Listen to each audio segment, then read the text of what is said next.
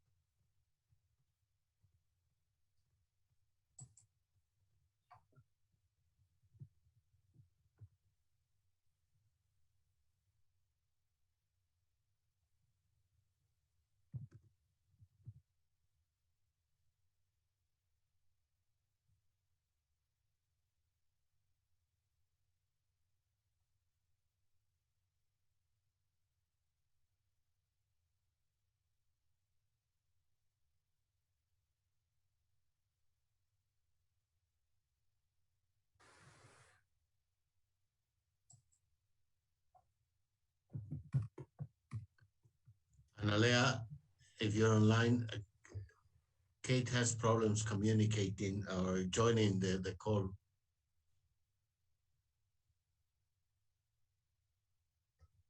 Yeah, I don't think Kate received the Zoom invitation. I'll forward her. She's entering now. She's entering now.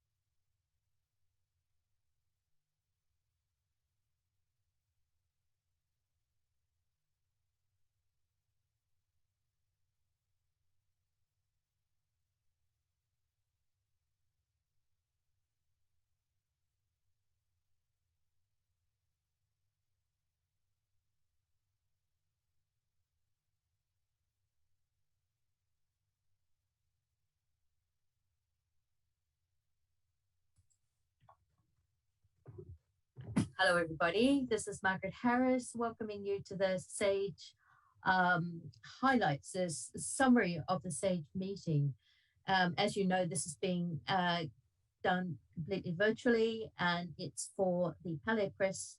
But I should tell you there are 4 other journalists we've also invited to ensure that the rest of the world has an opportunity to follow this, and that includes people from the US and from Nature and Science and the South China Morning Post. Just waiting to ensure that Kate O'Brien has joined. I can't see, we have 49 participants. I cannot see whether Kate O'Brien has joined yet, but I think we'll begin with Joachim Hombach, the Secretary of SAGE, to outline what SAGE does and why this meeting and what was the purpose of this meeting. Joachim, over to you. Thanks very much, and pleased to be on this call. So SAGE, which is the Strategic Advisory Group of Experts on Immunization, is a group of external experts, 15 external experts, that is really charged to make recommendations to WHO on vaccination strategy, vaccination policy, sometimes also advocacy and research issues. And this committee or advisory group reports to the Director General. This group is operating according to set rules and procedures, which are all on the web. It applies very stringent criteria for evidence review in order to come to its recommendation. So last week, we had a very busy meeting, which lasted over 4 days. As said, it was a virtual meeting. It was a meeting from October 4 to October 7, which covered a very wide variety of topics that had to do, obviously, with COVID. We had a major item on malaria, on which there was already a separate press event, influenza, polio, hepatitis E, and a number of other topics. We have the chair of SAGE has today reported back to the Director General, and so we are pleased here now to provide you with the high-level outcomes. There will be also a publication of high-level conclusions from the meeting. The actual text of the recommendations that come out will take a little bit longer, and some of them may start to be made available as of next week. Some will take longer But again, we are happy to provide here the highlights from that meeting overall. Thank you, Dr. Hombach. Now we'll go to Dr. Kate O'Brien, who will give us more detail on some of the findings. Thanks so much. So just following on from the explanation from Dr. Hombach about how SAGE is structured, this SAGE has a number of topic areas that I think bear clarification before we jump into the recommendations that were given. The first is that SAGE is a policy recommending body. And as such, that is distinct from the regulatory review that is conducted for the purpose of authorizing the use of vaccines through a regulatory process.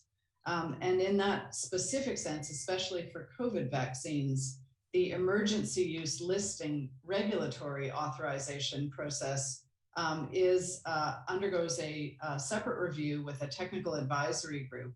And that's distinct from the strategic advisory group of experts on immunization, which establishes policies around how vaccines should be used under the conditions that they have received a form of regulatory authorization.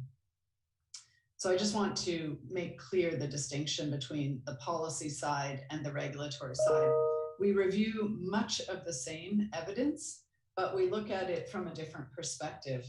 So when our SAGE policies come out, those should be understood about how vaccines should be used and not referring to the quality of the manufacturing, which is an added element that the regulatory review undertakes.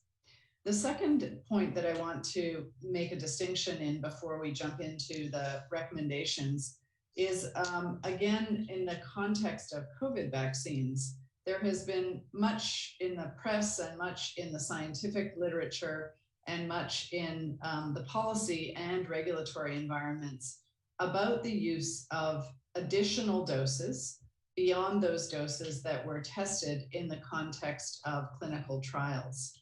And the phrasing that is used around additional doses is often referred to as a booster dose. There are two distinct concepts. One is around whether or not additional doses might be given for the primary response to immunization, meaning the initial response that people have to the series of vaccines that they get. And we refer to that as a primary schedule. And that's distinct from the issue of after having received the primary schedule, which may constitute one or more doses, whether or not an additional dose is needed in the form of what is referred to as a booster dose to restore or even accentuate the response to the primary immunization. So those are two separate policy issues. And in this meeting, we did not review the issues around booster doses, which we will be reviewing on November 11th. We did review some of the issues around additional doses for the primary schedule, and you'll be hearing more about that. Those were the 2 points that I wanted to clarify about how SAGE functions distinct from the regulatory review and some of the scientific issues that we've been looking at. Thank you. Thank you, Dr. O'Brien. And now Dr. Alejandra Cravioto, the chair of SAGE, will outline what were the outcomes. Before I ask Dr. Cravioto to speak, can I remind you to get your hands up now because there are 59 participants in this meeting, and we will open to a Q&A after Dr. Cravioto has made his remarks. Also, the highlights, the written text should be now in your inboxes as well. Apologies, we did want to get it out earlier to you. So over to you now, Dr. Cravioto. Thank you very much, and good afternoon or good evening or good morning to wherever you are. As Dr. O'Brien and Dr. Hombach said, we had a very busy meeting, which is normal for our 2 biannual meetings, although this year we have met officially for nine times to be able to make recommendations on policy decisions about vaccines. As normal, we had first a report from the Dr. O'Brien, the director of the department, and then regional updates. And the main theme in this year at this moment was the issue of equity. We continue to have a huge problem with the distribution of vaccines throughout the world in the COVID situation. And I think Dr. O'Brien and the regional advisors on vaccines highlighted quite well that we still have many countries in the world that haven't reached a basic level of 10% of coverage in the COVID situation for their own populations. And this is something that really needs to be stepped up. Since, as Dr. Tedros has really said, no one is safe until we're all safe. And I think that is the main message. On the other hand, we reviewed also the situation of the other immunization programs going on in countries, and we were happy to see that most of them have been ramping up again after the start of the ongoing of the pandemic, which is a good sense so that children and other populations are properly immunized with the other vaccines, and thus we prevent problems further on apart from the ones we already have with the pandemic. On the specific vaccines, I would start then with the polio recommendations. There has been a substantial drop in the wild poliovirus detections in the endemic areas, mainly Afghanistan and Pakistan, since February of this year. However, SAGE emphasized the need for fully engaged program resources to achieve the eradication while maintaining and strengthening poliovirus surveillance. We really need to know what is happening and how we can control this situation. The other ongoing problem for the polio are the circulation of vaccine-derived polioviruses too, particularly in the African region, and the recurrent outbreaks in Nigeria especially, and the need for a timely response. In this case, SAGE has recommended a cautious approach to the withdrawal of the oral poliovirus vaccine from national routine immunization schedules in the pre-eradication period, but acknowledges that countries can start, if they're free of poliovirus circulation, with the 2 doses of injected poliovirus vaccine in their schedules. Once adequate supplies is available, and the use of a new vaccine that has 6 components, including IPV, in use, we feel that this will facilitate the uptake of IPV-only schedules, but for now, this has to be coupled then with the withdrawal or the lengthy withdrawal of the oral polio vaccination. In the sense of the new oral polio vaccine for poliovirus 2, the NOPV, after its initial use, we feel that there is enough safety information and genetic stability of the vaccine to be able to recommend a much wider use within the emergency use listing that this vaccine is authorized under. I don't know if Simona would like to add anything to this. Simone.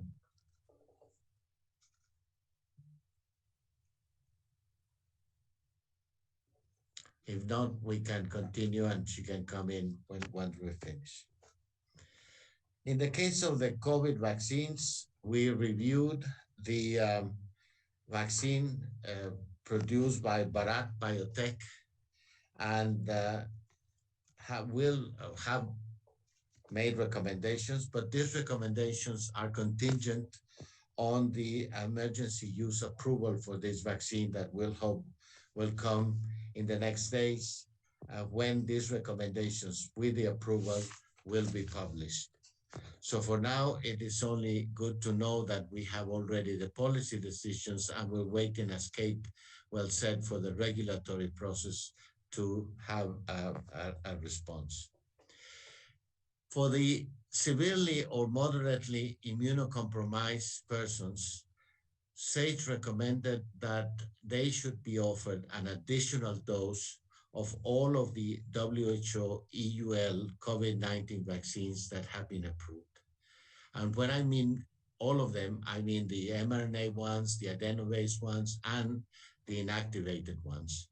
We feel, as will be published, that there are a number of people who have a compromise in their immune system, and therefore they need a third dose as an additional priming process so that they're fully protected. In the case of the two inactivated vaccines produced by Sinovac and Sinopharm, all the evidence we have reviewed indicates that there is a need for an additional third dose of the homologous or the same vaccine. This should be started to be offered to people age 60 and above, since they are the ones that have shown the biggest problem in response. And this has to be an extended primary series.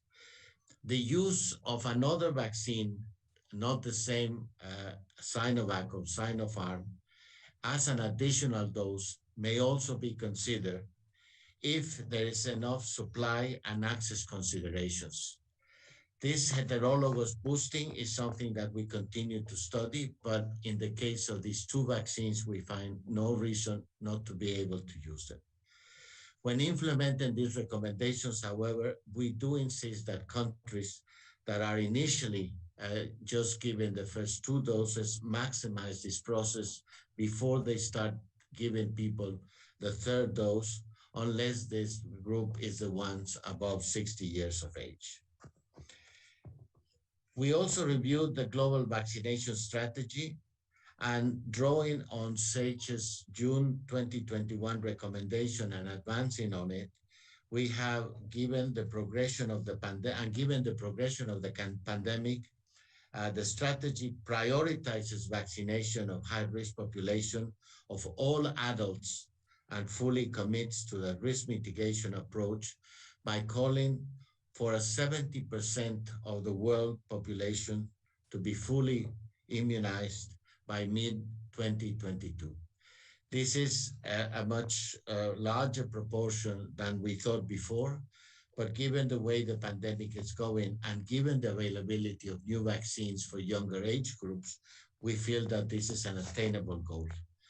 We do express the need that the vaccines should be made available to all countries in order to be able to achieve a world or a global type of goal in that sense. The other vaccine we reviewed extensively was the malaria RTS AS01 vaccine. This is a vaccine that was approved for use in the 3 pilot projects that are now ongoing in Africa, in Malawi, in Kenya, and in Ghana. Over 800,000 children have been already immunized, and with a framework that SAGE and the malaria program developed to look at the evidence as it comes along during the trial, the pilot studies, we are now able to recommend that the vaccine should be extended for use as a fourth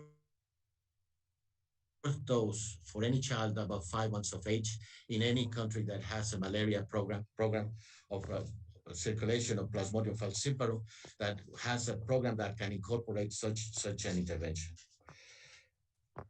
Drawing on recent evidence, we recommend that countries might consider providing this RTSS vaccine in a seasonal way with a 5-dose strategy in areas of high seasonal malaria or areas with perennial malaria transmission with seasonal peaks. This is something that would allow them to have a much better use of the vaccine and the other interventions.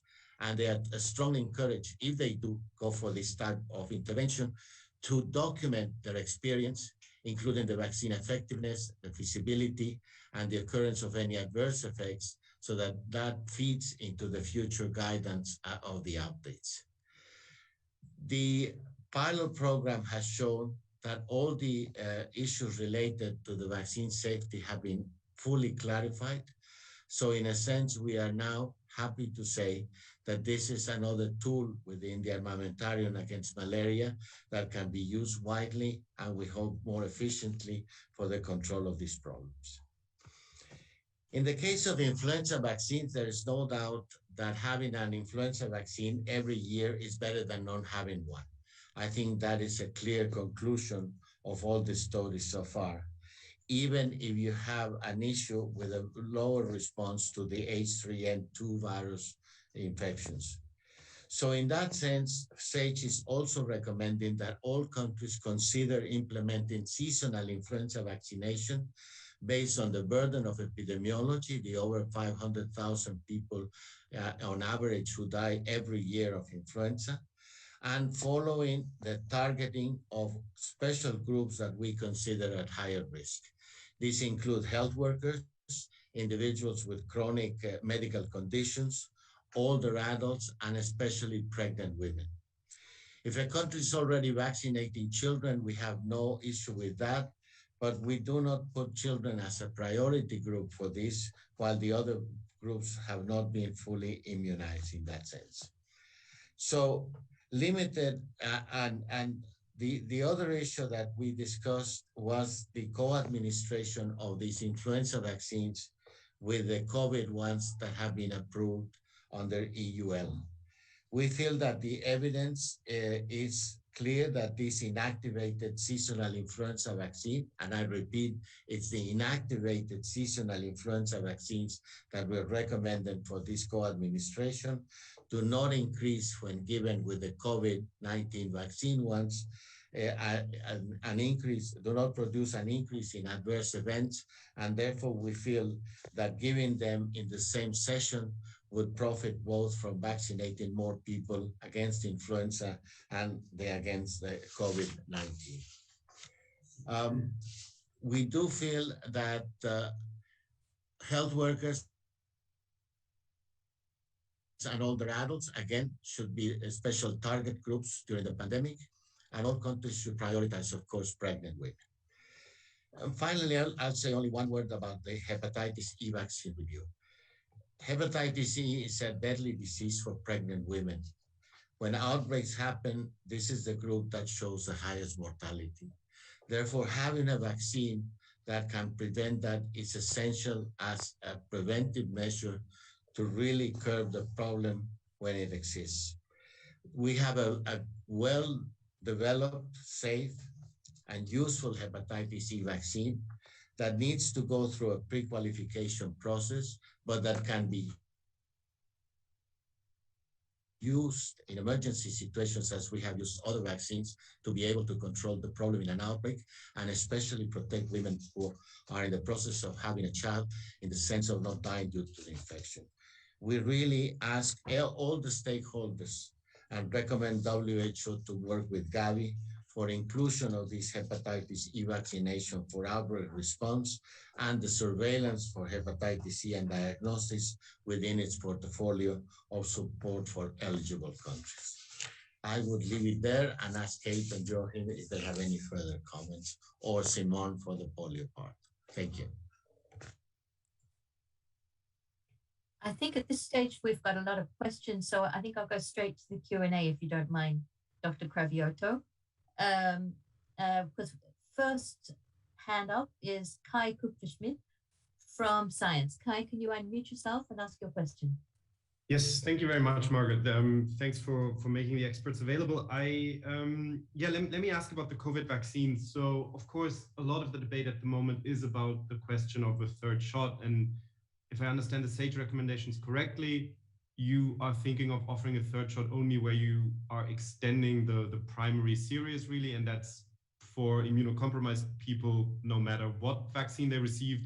And in the case of Sinopharm and Sinovac, it's for everyone over 60. I think what would be really helpful would be to understand what the basis is for this recommendation. So how much of this is based also on the availability of the vaccine, and how much is based on the question of whether it's at all useful? Because I think what isn't clear to me is whether if we had vaccine available, enough vaccine for everyone, whether then we would be offering a third shot, an extended series to many more people. Thank you for that question. I think we go first to Dr. Cravioto, and then the other experts will jump in. I think I would defer to Dr. O'Brien for this answer. Thanks for the question.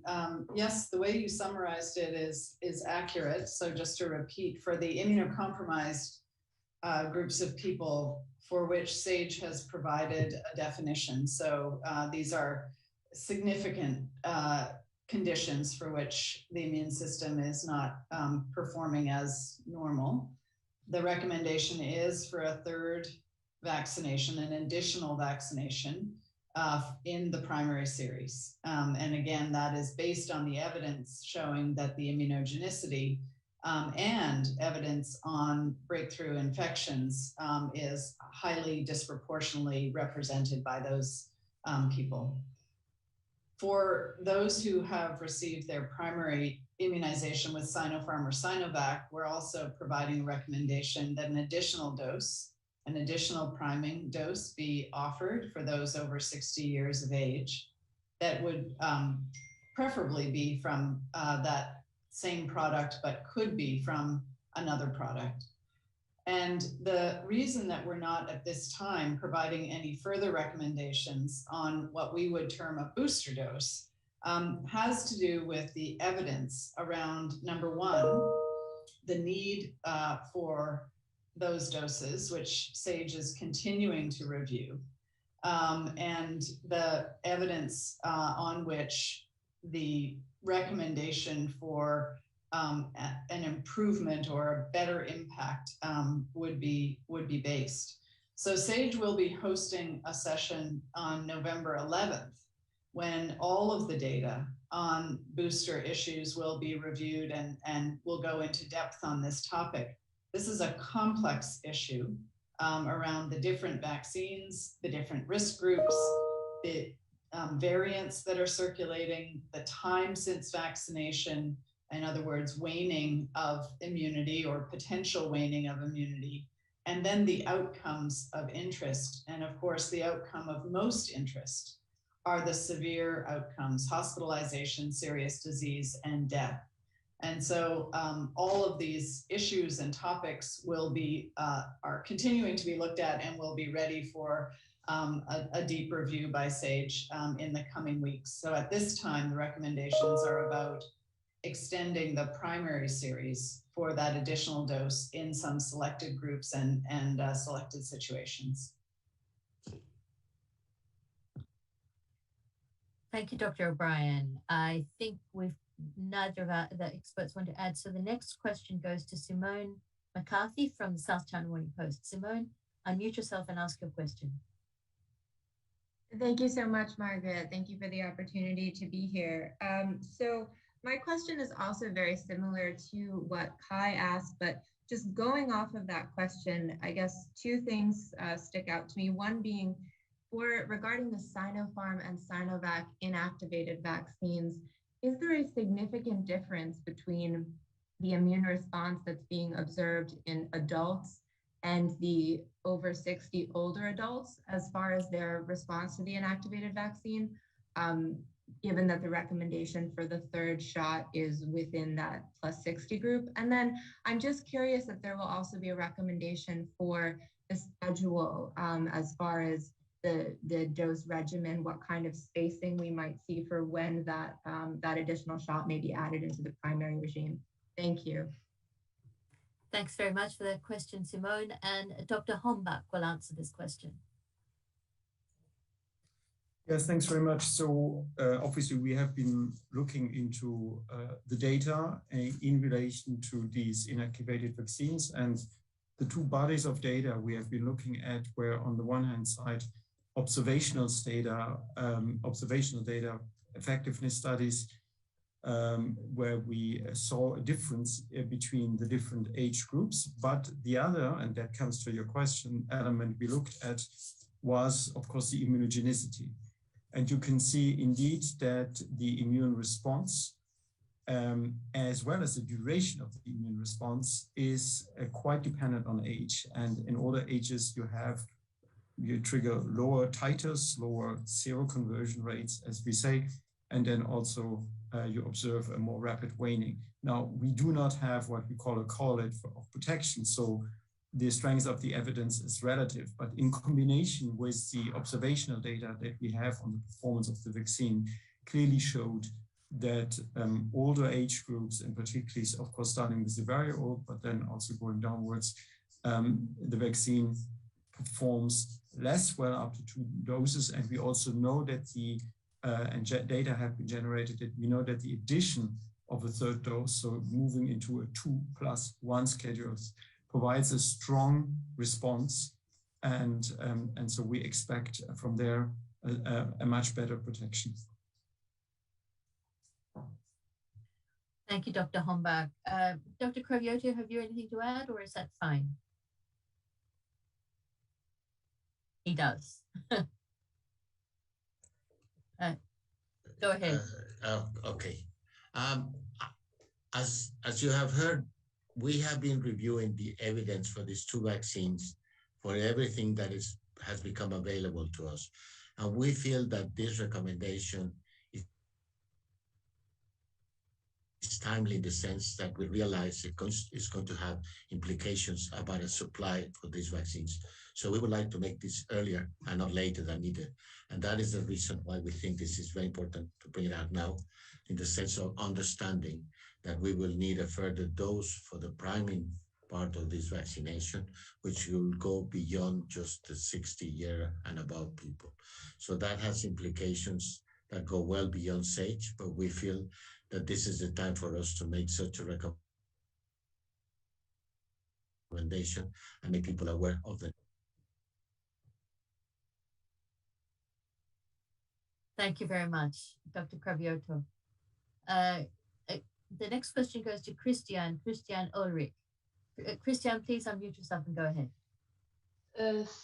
Thank you very much, Margaret. This is a question out of confusion. I haven't quite understood this COVID vaccine recommendations yet. A person who is immunocompromised and got their shots, say in March and April, if they get another shot now, that is a booster shot, isn't it? Or are you suggesting that from now on, anyone who is immunocompromised should have 3 shots within 6 weeks of each other? What is exactly the schedule? And is my conclusion correct that you are distinctly not suggesting that a country that has all the vaccines available should offer anyone who wants to or feel like a 3rd shot, say after 4-5 months of getting the first 2 shots? Thank you. Thank you, Christiane. And that question will go to Dr. Kate O'Brien.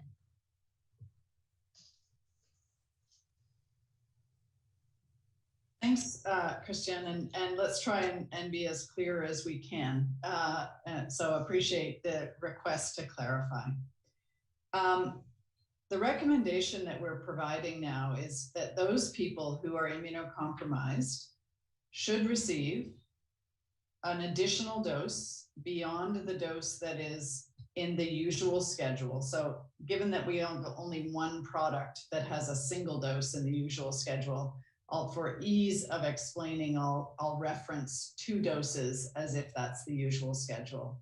So we are recommending that those people who have immunocompromising conditions would receive, instead of 2 doses, would receive 3 doses as their primary schedule, and that 3rd dose be separated from the second 2 in a period of somewhere around 1 to 3 months. Now, that would then comprise the primary schedule for those individuals.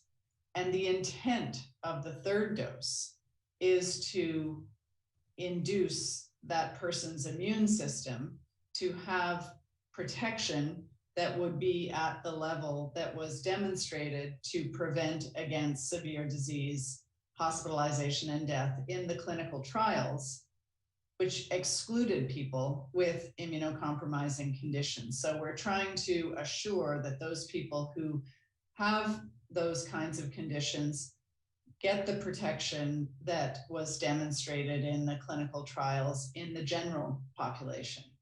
That's a distinct thing from giving additional doses, booster doses, to people who have had an adequate primary response to vaccination, and the argument that that primary response might decline over time and therefore needs to be boosted to get up to back where it was or even beyond where it was. At this time, and as the Director General has called for, a moratorium on booster doses for the general population, because giving those booster doses to individuals who already have had the benefit of a primary response is, as has been explained before, like putting 2 life jackets on somebody and leaving other people without any life jacket. So in this sense, we're talking about getting the first life jacket onto people who have immunocompromising conditions and recognizing through the evidence that has been developed that they don't actually develop as good a primary response as people in the general population. So I hope that's clear. Thank you very much, Dr. O'Brien. The next question goes to Gabriela Sotomayor. Gabriela, please unmute yourself and go ahead. Thank you very much, Margaret. I have some questions. First, just a clarification.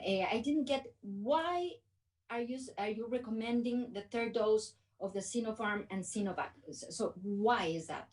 And then how do you see the problem of availability of those vaccines, Sinopharm and Sinovac, for millions of people over 60 in Latin America were vaccinated with those vaccines? So how do you see that? And third, what is going on with the Sputnik vaccine, if you can comment on that. Thank you very much. Thanks, Gabriela. No, Sputnik wasn't any under consideration at all at the SAGE meeting, so I can answer your third question right away. I think for the questions about Sinovac, Sinopharm, that's for Dr. Hombach. So Dr. Hombach, please unmute yourself and answer the question. Yeah, thanks very much. I think the rationale for the administration of a 3rd dose was explained very clearly. So we have evidence of a more limited protection in older populations, particularly in the very old. We also know that these are the populations that, if not protected, are at greatest risk of developing severe forms of COVID illness. So there is clearly a public health call for action. We know that the administration of a 3rd dose can really boost or can kind of augment the immune response. I think that is the reason. We are absolutely cognizant that this has, of course, implications in relation to supply. That's also why we are providing, first of all, the orientation that it's really important that the initial coverage in a country in relation to the priority populations with the 2 initial doses is really something that should be scaled up. And then obviously the administration of a 3rd dose, but we are saying very clearly these populations require a primary series that requires 3 doses. We think that we need to go with the evidences. The evidences show this. We see that we otherwise run the risk that population groups may be at risk of disease. We also, of course, see that a number of countries are moving in this direction and are already administering 3rd doses. So it is very important for us then to really to assemble all available evidences and make these evidence-based recommendations. We are, with our recommendation, primarily recommending the use of the homologous vaccine, but we really, and we acknowledge that there have also been data generated in relation to other vaccines and so-called heterologous, and which actually have shown in small-scale studies a better immune response. It is too early to say whether then they ultimately will perform better, but what we are clearly saying is we certainly don't want to constrain a country in terms of vaccines available and in terms of choice of vaccines in an undue manner. So if a 3rd dose is being administered and you do not have homologous vaccine, you can also use heterologous vaccine. But as said, we are totally aware that has implications on supply, but it's also very important for the global community to understand where, so to say, the supply and the demand for vaccines is moving to. So I think that is also an important consideration. Over. Thank you, Dr. Hombach, and Dr. Cravioto would like to add to your answer. I would just tell Gabriela that most of the information for these decisions comes from Latin America. These are studies that have been conducted in Chile and Brazil and Argentina. And so these countries are the ones that have not only been using the vaccine, but also the ones that have already even decided to give a third dose as a priming process. So in that sense, I think are fully aware both of the need and of course of the supply issues that they will have to deal with when they start purchasing the next set of vaccines. Thank you. Thank you, Dr. Cravioto. And the next question goes to Simriti from Nature. I know you're sitting up in the middle of the night in Sydney, so please go ahead, Simriti. Hi, thank you so much. I just wanted to clarify with the inactivated vaccines, is the recommendation only for people older than 60, or did you also review evidence for adults younger than 60, and what was the decision there regarding third doses, just to clarify that? Thanks.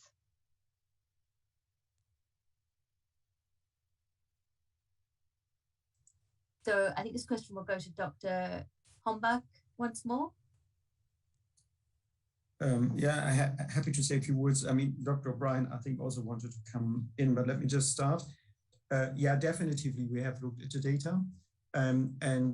What we clearly see is that, first of all, in terms of the immune response, as I said before, there's a marked difference between really older people and adults.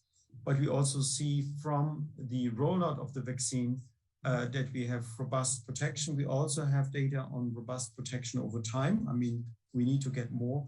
And we clearly see a sustained protection in the range, as you would expect it, as the clinical trial data have shown, that is durable. Now, whether in the longer run an additional dose would be needed is something that we cannot assess for the time being. But at that point in time, we clearly see the need to strengthen the primary immune response conveyed by these vaccines in older people. And that's not in that form needed for younger people. Kate, I don't know if you want to add. Yes, Kate, please unmute yourself and go ahead. Thanks. I'd just like to add a couple of points here. When we reviewed the Sinopharm and the Sinovac clinical trial evidence, if you reflect or review the recommendations that came from SAGE at that time, SAGE did note that the inclusion of older adults in the efficacy trials in order to demonstrate the performance of the vaccine in those older age groups was a limitation of the data. The clinical trials didn't include a substantial number of older adults. And so we used first principles. SAGE used first principles around the immunogenicity at that time, but certainly noted the limitations of the data. And I think as Dr. Hombach and Dr. Cravioto have indicated, what we now have are effectiveness studies of the performance of the vaccines in real life use in older age groups. And that, along with some of the immunogenicity evidence that is now available, provided both by the manufacturer and others, allows and supports the recommendation that has now been made about enhancing the primary response to the vaccine through the use of an additional dose, recognizing that this age group is the age group at highest risk of disease.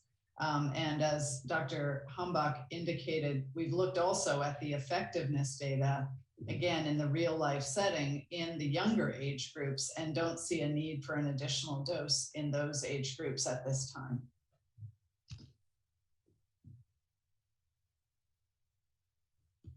Thank you very much, Dr. O'Brien. So the next question goes to Bayram Altag. Bayram, please unmute yourself and ask your question. Thank you very much, Margaret, for giving me a chance to ask a question. My question is about this vaccination process. If the worldwide COVID-19 vaccination trend continues like this, what are we expecting next year this time? Do you think the COVID-19 pandemic can be brought under control by end of 2020? Because many people are fed up with the pandemic right now and asking this question. So what is your estimation on that? Thank you so much. So I think you meant 2021, right? Or did you mean 2022, Bayram? You said 2020. But either way, I think this looks like cake first and maybe 2022. Yeah, okay, thanks. Because we've missed the 2020. I'm sorry. So yes, I think listen, we all feel the same thing that you just expressed, that we're all ready for this to be over. We're more than ready for it to be over. I don't think there's anybody who could say otherwise. There are some really important points that I think need to be raised here. The first is that we have extraordinary scientific advances that have allowed for not only vaccines, but now therapeutics, diagnostics. These are the tools, along with the public health and social measures, that we know can control and in fact can end this pandemic. The question is no longer about whether we have a toolbox of tools that will work. It's around whether we have enough of them and are they deployed in the places where they're needed in an equitable way. Vaccines are not going to be the only thing that is going to result in the end of the pandemic, but they're an important contributor to the end of the pandemic. And so focusing on the vaccines, notwithstanding what I just said, that it's part of a package that has to be deployed in all countries. From a supply perspective, we are very much seeing that the supply, the worldwide supply, is now at a point of about 1.5 billion doses per month. And our targets for 40% vaccination, full vaccination of all populations in every country by the end of this year, there's enough supply to do that. There was certainly enough supply to get to the 10% target by the end of September in every country. If the vaccines had been equitably deployed, we in fact would have gotten there many months ago. And the projections are, even accounting for some of the manufacturing issues, that there will be upwards of over 12 billion doses. Some estimates are expecting over 14 billion doses of vaccine in 2022, which is more than enough vaccine to address the targets that we've set out in the strategy of 70% full vaccination coverage by the middle of 2022. The question is really now a sense of time urgency, that those vaccines need to go to the places that are lagging behind. And unless we do that, we will continue to have transmission, and transmission will lead to more variants. And the issue of the variants is that there is the potential for those variants to escape immune pressure, and to basically undo much of the progress that has been made. So the urgency at this point is to reduce transmission as firmly and as deeply as we can through use of all of the tools that are available in communities and to countries, and for concrete actions to take place. Lots of verbal commitments have taken place, but what we're calling for now are concrete actions towards those commitments so that we can achieve 40% in all countries by the end of the year and 70% coverage of vaccines by the middle of next year. And the strategy that was just released last Thursday from WHO with the Secretary General of the UN lays out what those actions are. Thank you. Thank you, Dr. O'Brien. I was going to say we're getting close to the hour, but Christiane has a follow-up question. So I'll let you have your question, Christiane. Unmute yourself and go ahead. Thank you. Thank you very much. It's also a more general question. 70% sounds great, but is that not pie in the sky? If you look at a country like Switzerland that has millions and millions of doses, but people are just not taking it up. We are at 60% in Switzerland, and there are very few countries where the supply is there that have reached 70%. What does that say? Oh, there are countries in Eastern Europe with a 20% rate. How on earth can we actually have this target of 70% the world over? Isn't that totally unrealistic? Not because there's not enough supply or even distribution, but just because people are not ready to take that vaccine in those rates. Thank you. Thanks, Christiane. And this sounds like a question about vaccine hesitancy. I think we'll start again with Kate, if you don't mind, Dr. O'Brien. Sure. The 70% target for every country for people to be fully vaccinated is not a target that I think anybody is saying is going to be an easy target to hit, but it is a feasible target to hit. It's aspirational, for sure, but we've seen the rapidity with which uptake has occurred in countries that have adequate supply. And in countries, not all countries, but in countries indeed, there is what we would certainly refer to as demand issues. What we do see, however, is that those demand issues can be addressed.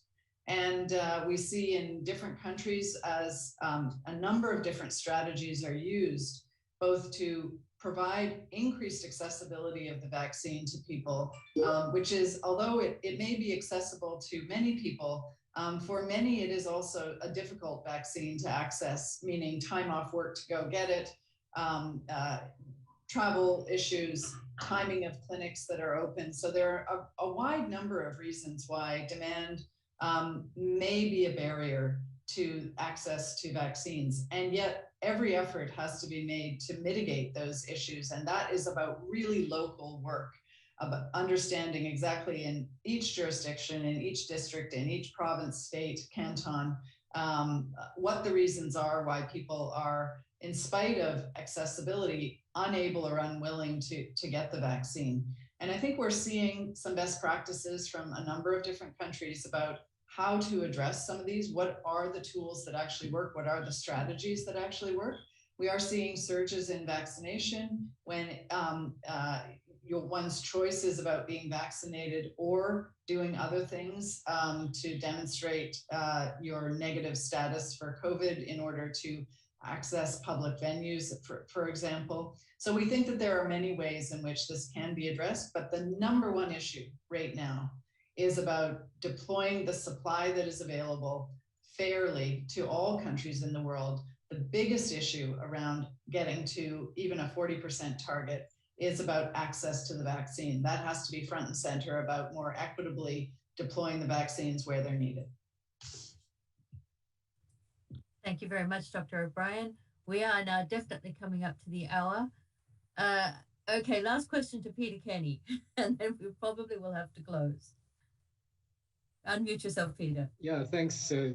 I would just like to ask this group if they've had any discussions or evidence, but we hear a lot, say, in a country like the United States, where they seem to have quite a fair amount of vaccine hesitancy, that when there was the polio vaccine, people accepted it so easily. And yet with COVID, where the vaccine has been developed so quickly, there's this resistance. Have you had any discussion or do you have any perceptions on that? Thank you.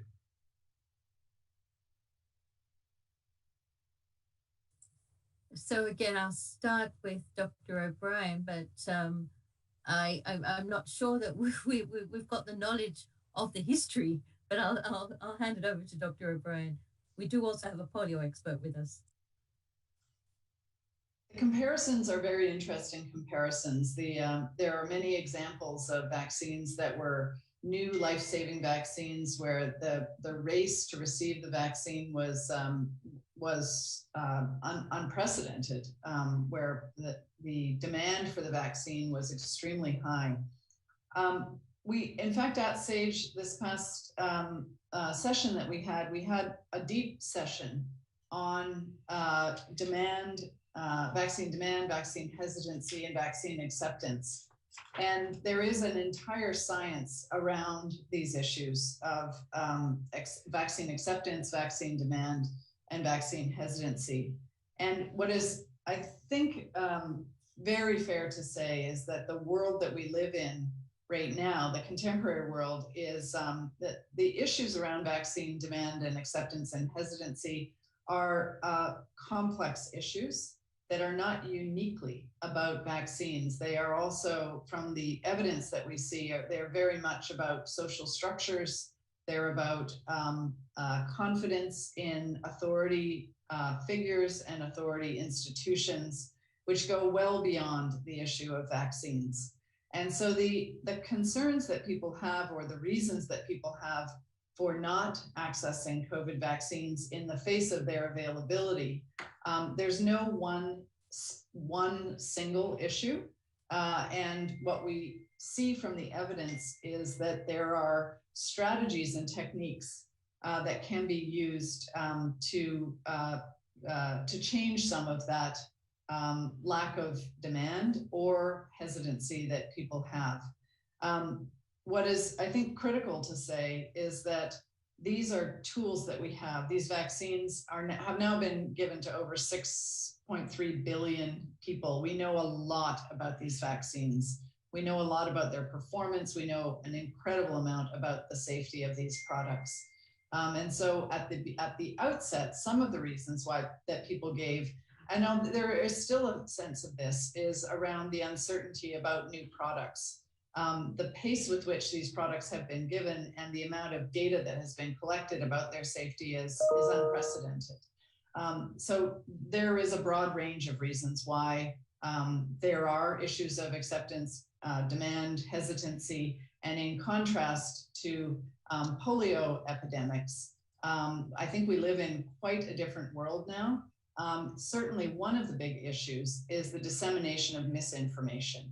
And we have plenty of examples that you've all seen and reported on where misinformation, whether it is unintentional misinformation or deliberate misinformation, is costing people's lives, not only for COVID vaccines, but we've also seen this for measles and other vaccines as well, that people who have taken on incorrect information and as a result of that failed to get vaccines when they were accessible and suffered from not just the illness, but serious forms of the illness. And it does cost people's lives.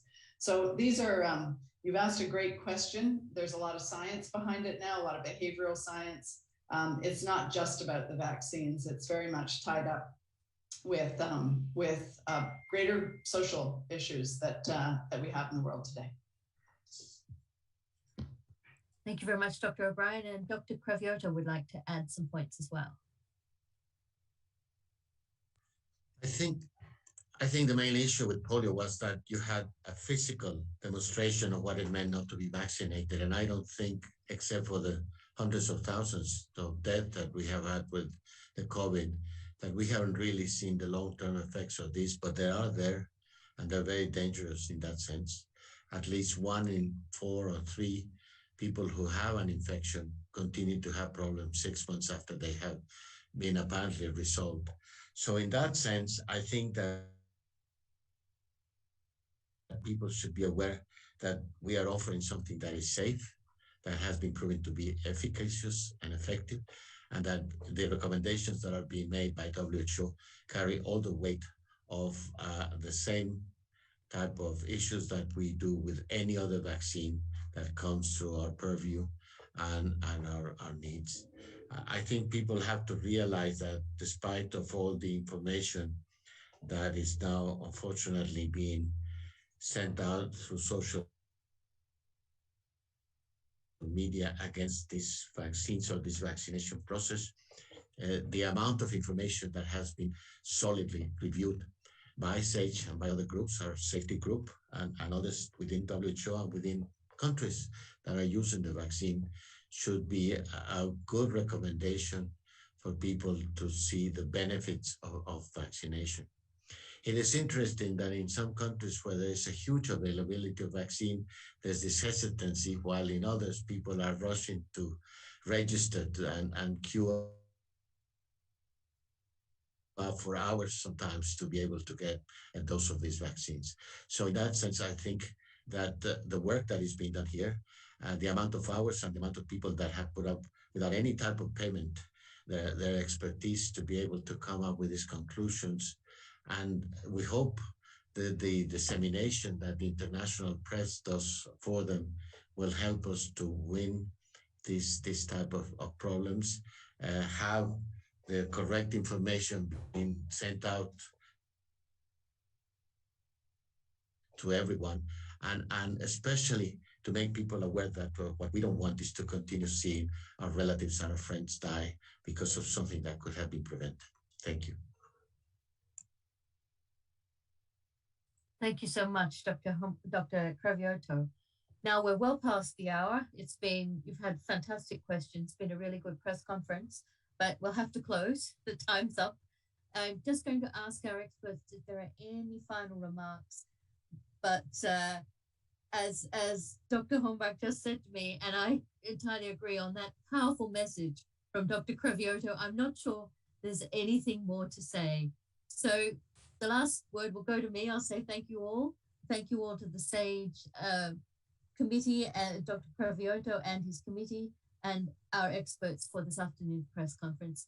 The materials, the highlights are all in your mailboxes now. And there's also a wealth of information on the website. So thank you all, and I'll say goodbye.